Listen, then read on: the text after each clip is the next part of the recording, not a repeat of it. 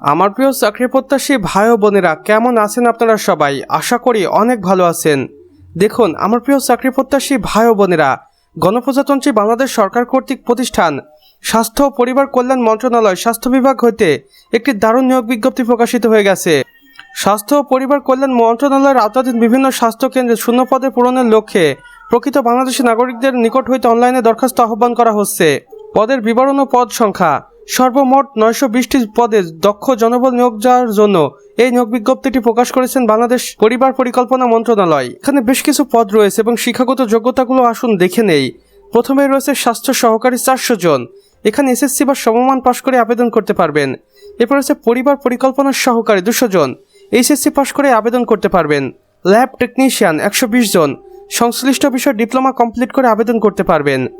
Office সহকারী cum computer operator 100 জন, এখানে HSC পাশ করে আবেদন করতে পারবেন, তবে অবশ্যই কম্পিউটার টাইপিংয়ে জ্ঞান থাকতে হবে। এবং অন্যান্য কারিগরি পদে 100 জনকে নিয়োগ দেওয়া হবে।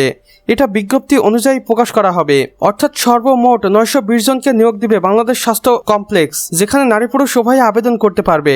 তবে এই নিয়োগ বিজ্ঞপ্তিতে নারীদের বিশেষত্ব বেশি দেওয়া হবে। আবেদনের সময়সীমা দেখুন, আবেদনটি শুরু হবে 8 এপ্রিল 2026 সকাল 10টার সময় এবং আবেদনের শেষ তারিখটা থাকবে 2026 বিকাল 5 ঘটিকা পর্যন্ত। নিয়ম অফিসিয়াল ওয়েবসাইট দেখুন, আগ্রহী প্রার্থীদের সরকারি নির্ধারিত অফিসিয়াল ওয়েবসাইটের মাধ্যমে আবেদন ফর্ম পূরণ করতে হবে এবং কার্যক্রম শেষ করতে হবে।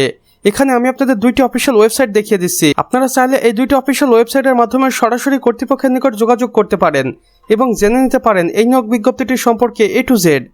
সেই সাথে এখানে বেশ কিছু শর্তাবলী জুড়ে দিয়েছে কর্তৃপক্ষ। আবেদনকারীর বয়স হতে হবে 18 থেকে 30 বছরের মধ্যে এবং কোটাধারীদের ক্ষেত্রে 32 বছর পর্যন্ত শিথিলযোগ্য। আবেদনের ফি দেখুন, পদের ধরন অনুযায়ী টেলিটক প্রিপেড সিমের মাধ্যমে আবেদন ফি জমা দিতে হবে। নির্বাচন পদ্ধতি: প্রার্থীদের লিখিত ও মৌখিক পরীক্ষার মাধ্যমে চূড়ান্তভাবে নির্বাচন করা হবে। এছাড়াও বিশেষ দ্রষ্টব্যে কর্তৃপক্ষ আরও বলেছেন, অসম্পূর্ণ বা ভুল তথ্য সম্বলিত আবেদনপত্র সরাসরি বাতিল বলে গণ্য হবে।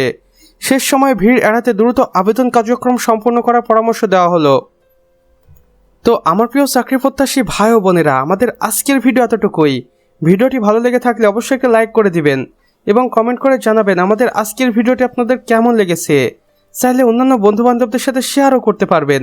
আর আপনি যদি চ্যানেলে নতুন হয়ে থাকেন তাহলে অবশ্যই সাবস্ক্রাইব করে পাশের বেল আইকনে ক্লিক করে দিতে ভুলবেন না, যেন আমাদের নতুন ভিডিও নোটিফিকেশন আপনার কোনোভাবেই মিস না হয়ে যায়। আমাদের সম্পূর্ণ ভিডিওটি দেখার জন্য আপনাকে অসংখ্য ধন্যবাদ।